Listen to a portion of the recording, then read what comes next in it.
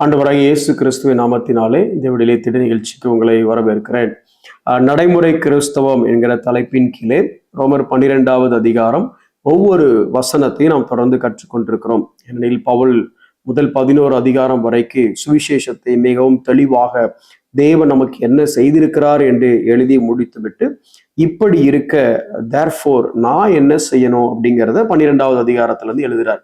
அதுல நாம கடந்த சில நாட்களாக சந்தோஷப்படுகிறவர்களுடனே கூட சந்தோஷப்படுங்கள், அழுகிறவர்களுடனே கூட அழுங்கள் அப்படின்னு சொல்லி பார்த்தோம். இன்னைக்கு அதுக்கு அடுத்த வசனத்தை நம்ம தியானிக்க போறோம். அடுத்த வசனம் ரோமர் 12வது அதிகாரம் 16வது வசனம். இதை வாசிக்கிறேன். ஒருவரோடு ஒருவர் ஏக சிந்தையுள்ளவர்களாயிருங்கள், மேட்டிமையானவைகளை சிந்தியாமல் தாழ்மையானவர்களுக்கு இணங்குங்கள், உங்களையே புத்திமான்கள் என்று எண்ணாதிருங்கள். இந்த வசனத்தை நம்ம பார்க்கும்பொழுது ஒரே வசனம் மாதிரி தெரியுது. ஆனால் இதில் பல காரியங்கள் இருக்கு. ஒன்று, ஏக சிந்தையுள்ளவர்களாயிருங்கள். இரண்டாவது, மேட்டிமையானவைகளே சிந்திக்காதிருங்கள். மூன்றாவது, தாழ்மையானவர்களுக்கு இணங்குங்கள்.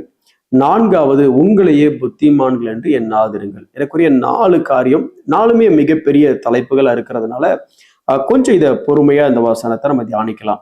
இன்றைக்கு ஆரம்பமாக நான் சில காரியத்தை சொல்றேன். இந்த வசனத்தை எப்படி மொழிபெயர்த்திருக்கிறாங்க, அதாவது முதல் பகுதி மட்டும், ஒருவரோடு ஒருவர் ஏக சிந்தையுள்ளவர்களா இருங்கள், அதை குறித்து தான் தியானிக்க போறோம். இதை நீங்க ஒரு சில மொழிபெயர்ப்பு எப்படி சொல்லுதுன்னா, கான்டெம்பரரியா நீங்க பாத்தீங்க அப்படின்னா, be friendly with everyone, எல்லாரோடும் கொஞ்சம் ஃப்ரெண்ட்லியா இருங்க, நட்புறவோடு இருங்க அப்படின்னு மொழிபெயர்க்கிறாங்க. இன்னொரு மொழிபெயர்ப்பு எப்படி சொல்றதுன்னா, live in harmony with one another, ஒவ்வொருத்தரும் வந்து இசைந்து இருங்க அப்படின்னு சொல்றாங்க.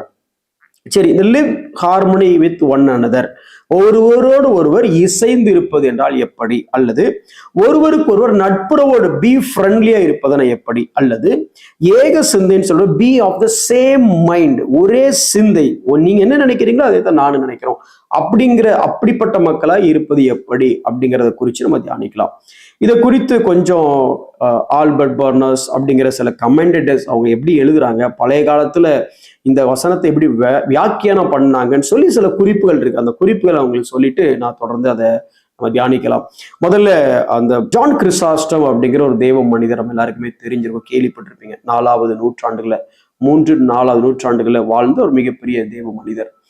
கோல்டன் டங் அப்படின்னு சொல்லுவாங்க, தங்க நாக்கு, திறந்து ஒன்று சொன்னார்னா பொன் வார்த்தைகள், அப்படிப்பட்ட வார்த்தைகளை சொல்லக்கூடிய தேவ மனிதர். அந்த தேவ மனிதர் என்ன சொன்னார் அப்படின்னா, enter into each other's circumstances in order to see how you would yourself feel.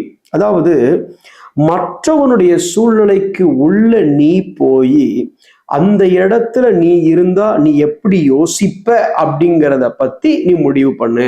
இதுதான் ஏக சிந்தை. அதாவது நீங்க என்ன நினைக்கிறீங்கிறத உங்க வாயால கேட்டு அதெல்லாம் ஒத்துக்க முடியாது பிரதர் அப்படின்னு நான் சொல்றதுக்கு பதிலா, நான் நீங்களாவே மாறி உங்க சூழ்நிலைக்குள்ள நான் என்ன வச்சு அங்க இருந்து அந்த காரியத்தை பார்த்துட்டா ஓகே சொல்லுவேனா, அப்படி இந்த அளவுக்கு விளக்குறாங்க அந்த ஏக சிந்தை, ஒன் மைண்ட் அப்படிங்கிறது.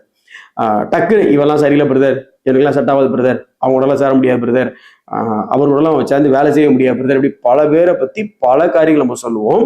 அப்படி சொல்றதுக்கு முன்ன அந்த ஒன் மைண்ட் எப்போ வரும் அப்படின்னா, நான் என்ன கொண்டு போய் அவங்க இடத்துல வச்சு யோசிக்கணும் அப்படின்னு சொல்லி ஜான் கிறிசாஸ்டம் சொல்றாரு. இன்னொரு வேத அமெரிக்கன் ஒரு ஸ்காலர் சொல்லும் போது அவர் பேர் வந்து மோசஸ் ஸ்டூவர்ட் அப்படின்னு சொல்லி ஒரு 19th centuryல இருக்கக்கூடிய ஒரு அமெரிக்கன் ஸ்காலர். அவர் சொல்லும்படி சொல்றேன்னா, be agreed in opinions and views, அதாவது உங்களுடைய கருத்து மற்றும் பார்வையில ஒரு ஒப்புதல் இருக்கணும். எப்போதுமே அவர் கிழக்க போகணும், நான் கிழக்க மேக்கப் போகணும், அவர் தெக்க போனா இல்ல, அப்படி இல்லாம ஒரு ஒப்புதல், எப்போதுமே ஒரு ஒப்புதல், எதுல, ஒப்பீனியன்ஸ்ல வியூஸ்ல ஒரு ஒப்புதல் இருக்கான்னு பாருங்க அப்படிங்கிறார். ஃபிளாட் அப்படிங்கிற இன்னொரு தேவ மனிதன் இதே காரியத்தை விளக்கும் போது எப்படி சொல்றேன்னா, be united or agreed with each other, எப்பொழுது எல்லாரும் கூட அக்ரி, சரி சரி நான் உங்க கூட சரின்னு நீ எங்க கூட சரி அப்படின்னு சொல்லுகிற ஒரு மனப்பான்மை நமக்கு வேணும் அப்படின்னு சொல்றாரு. சரி, இதே காரியத்தை இன்னொரு வேத பகுதியில பவுல் எப்படி சொல்றார், இதை எழுதின அதே பவுல் பிலிப்பியர் 2வது அதிகாரத்துல ஒரு வசனத்தை எழுதுறார். 2வது வசனம், நீங்கள் ஏக சிந்தையும் ஏக அன்புள்ளவர்களுமாயிருந்து இசைந்த ஆத்துமாக்களாய் ஒன்றையே சிந்தித்து என் சந்தோஷத்தை நிறைவாக்குங்கள். அப்போ நிறைவாக்குங்கள் எழுதிட்டு தொடர்ந்து என்ன எழுதுறாருன்னா, ஒன்றையும் பாதினாலாவது வீண் பெருமையினாலாவது செய்யாமல் மனத்தாழ்மையினாலே ஒருவரை ஒருவர் தங்களிலும் மேன்மையானவர்களாக எண்ண கடவீர்கள். அவன் தனக்கானவைகளை அல்ல பிறருக்கானவைகளையும் நோக்குவானாக. கிறிஸ்து இயேசுவில் இருந்த சிந்தையே உங்களிலும் இருக்க கடவுது. இது பிலிப்பியர் 2வது அதிகாரம் 2வது வசனத்திலிருந்து 5வது வசனம். சரி, இந்த ரெண்டுக்கு என்ன பிரதர் ஒற்றுமை அடி கேட்கிறீங்களா? நீங்க ரோமர் 12:16 வசனத்தை வாசிச்சுட்டு நேரா பிலிப்பியர் 2வது அதிகாரம் 2வது வசனத்துல இருந்து வாசிச்சீங்கன்னா என்ன அங்கிருந்து இங்க காப்பியா இருக்கு அப்படின்னு உங்களுக்கு தோணும். சிம்பிளா இப்படி ஒரு டேபிள் போட்டு காமிக்கிற மாதிரிங்களேன். ரோமர் 12வது அதிகாரம் 16வது வசனத்துல ஒருவரோடு ஒருவர் ஏக சிந்தையுள்ளவர்களாயிருங்கள் எழுதுறாரு. அதே போல் பிலிப்பியர் 2வது அதிகாரம் 2வது வசனத்துல நீங்கள் ஏக சிந்தையும் அப்படின்னு எழுதுறாரு. அங்க எப்படி எழுதுறாருன்னா ரோமர்ல மேட்டிமையானவைகளே சிந்தியாமல் எழுதுறாரு. பிலிப்பியர்ல வீண் பெருமையினாலாவது செய்யாமல் அப்படின்னு எழுதுறாரு. ரோமர்ல சொல்லும் பொழுது தாழ்மையானவர்களுக்கு இணங்குங்கள் எழுதுறாரு. இங்க பிலிப்பியர்ல மன தாழ்மையிலே அப்படின்னு எழுதுறாரு. அங்க எப்படி எழுதுறாரு ரோமர்ல அப்படின்னா உங்களையே புத்திமான்கள் என்று எண்ணாதிருங்கள்னு எழுதுறாரு. இங்க பிலிப்பியர்ல ஒருவரை ஒருவர் தங்களிலும் மேன்மையானவர்களாக என்ன கடவர்கள். அப்போ இந்த ரெண்டு பகுதியிலேயே ஏறக்குறைய ஒரே காரியத்தை தான் பவுல் சொல்ல வர்றார். அதுல ஆரம்பம் எப்படி இருக்கு அப்படின்னா ஏக சிந்தையின் இருக்கு. ஆனா இடையில பிலிப்பியர்ல வரும் பொழுது ஏக அன்பு உள்ளவர்களுமாய் இருந்து அப்படின்னு இருக்கு. இந்த ஒரே சிந்தை இருக்கணும் அப்படின்னா முதல்ல அன்பு இல்லைன்னா ஒரே சிந்தை இருக்கவே முடியாது. அப்போ இந்த ஒரே சிந்தைன்னு வரும் பொழுது to not have a divided interest அப்படின்னு சொல்றாங்க. ஒரு சபையில ஒரு குரூப்பா ஒரு கூட்டமா நம்ம ஆராதிக்கிறோம் அப்படின்னா இங்க ஒவ்வொருத்தருக்கும் ஒவ்வொரு இன்ட்ரெஸ்ட் அப்படி இல்லை. ஏக சிந்தைன்னா எல்லாருக்கும் ஒரே சிந்தை. எப்படி எல்லாருக்கும் ஒரே சிந்தையா இருக்க முடியும்? ரொம்ப சிம்பிளா சொல்ற பாருங்களேன். ஒரே சிந்தைன்னா அதை எப்படி கோஆர்டினேட் பண்றது? இந்த வேதத்தை எடுத்து வச்சுட்டு இந்த வேதம் என்ன சொல்லுது, இந்த வேதம் எதை நோக்கி நம்மை பயணிக்க சொல்லுகிறது, இந்த வேதம் எதை நமக்கு செய்ய சொல்லுகிறது அப்படிங்கிறத ஏன் ஆசையாகவும் உங்க ஆசையாகவும் அங்க இருக்கிற 50 பேரோட ஆசையாகவும் மாறிடுச்சுன்னா 50 பேருக்குள்ள என்ன சிந்தை இருக்கும்னா ஏக சிந்தை இருக்கும். இல்லைன்னா எங்க அப்பா என்ன சொன்னார் தெரியுமான்னு இவர் சொல்லுவாரு. அவர் சொல்லுவார் எங்க சர்ச்சில் என்ன சொன்னாங்க தெரியுமா, நாங்க முன்னாள் இருந்த சர்ச்சில் அப்படின்னு அவர் சொல்லுவார். இன்னொருத்தர் சொல்லுவார் என்கிட்ட ஆண்டவர் என்ன சொன்னார் தெரியுமா அப்படிம்பாரு. இப்படி இவங்க எல்லாரும் சொல்றதை கேட்டுட்டு வேலை செஞ்சா ஏக சிந்தைய வேலை செய்ய முடியாது. மன மேட்டிமை தான் வரும். ஒருவரை மற்றவர்கள் கீழே மேல நினைப்பமே தவிர மற்றவர்களுக்காக அப்படி ஒரு எண்ணமே வாழ்க்கையே வராது. ஸோ என்ன பேசிக்கா அப்படின்னா to not have divided interest. வேதம் எதை நேசிக்க சொல்லுகிறதோ அதை நான் நேசிக்கிறோம். To not pursue different directions. ஒவ்வொரு திசையில ஆளாளுக்கு ஒரு திசையில இல்ல, வேதம் சொல்லுகிற திசையிலும் அந்த இலக்கையும் நம்மளுடைய இலக்கா வைக்கும் பொழுது ஒவ்வொருத்தரும் அவங்களுடைய சொந்த பர்பஸுக்காக இல்லை, தேவன் எதற்காக நம்ம அழைத்தாருங்கிற பர்பஸ் மட்டும் மைண்டில் இருந்துச்சுன்னா ஒவ்வொருத்தரும் தனக்கு மரியாதை வரணும், தனக்கு பொறுப்பு வரணும், தனக்கு புகழ் வரணும் அப்படின்னு யோசிக்காம தன்னுடைய சகோதரனுக்கு பொறுப்பு வரணும், தன்னுடைய சகோதரனுக்கு அப்படின்னு சொன்ன உடனே எங்க அண்ணன் தம்பிக்கு அப்படின்றாதீங்க.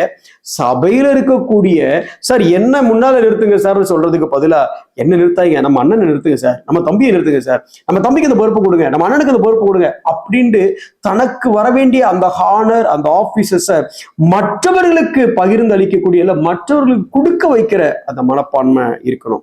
ரொம்ப எல்லாத்துக்கும் மேல சொல்ல போனா மற்ற சகோதரனை தன்னை போல நேசிக்க ஆரம்பிச்சிட்டோம்னா ஒரே சிந்தை வந்துடும். அப்படி இல்லைன்னா வரவே வராது.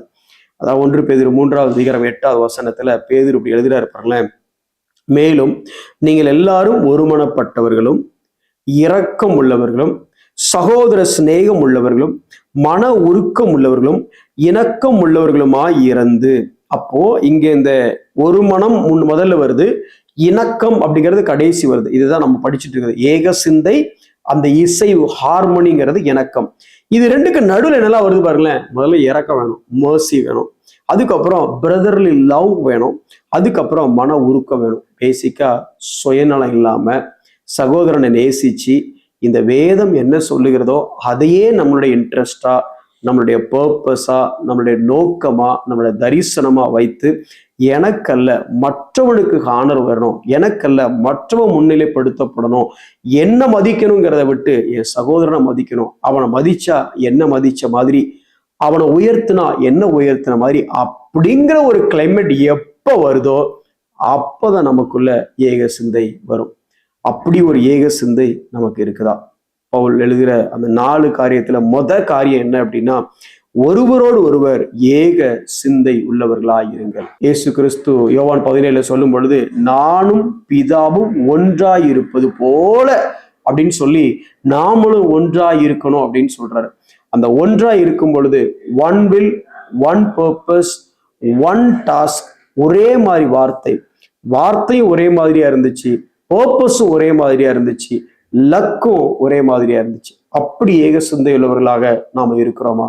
யோசிச்சு பார்ப்போம். கண்களை மூடி நாம் ஜெபிப்போம். அன்புள்ள ஆண்டவரே, உம்மை நன்றியோடு ஸ்தோத்தரிக்கிறோம்.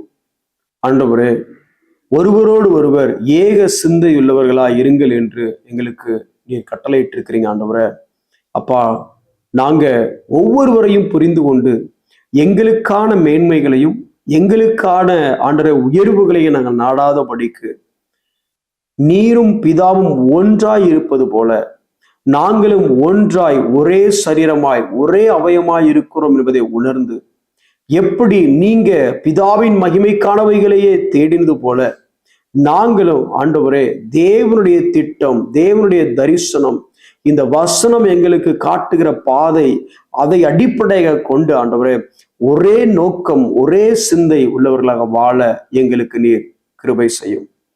இயேசுவின் மூலம் ஜெபிக்கிறோம் நல்ல பிதாவே, ஆமென்.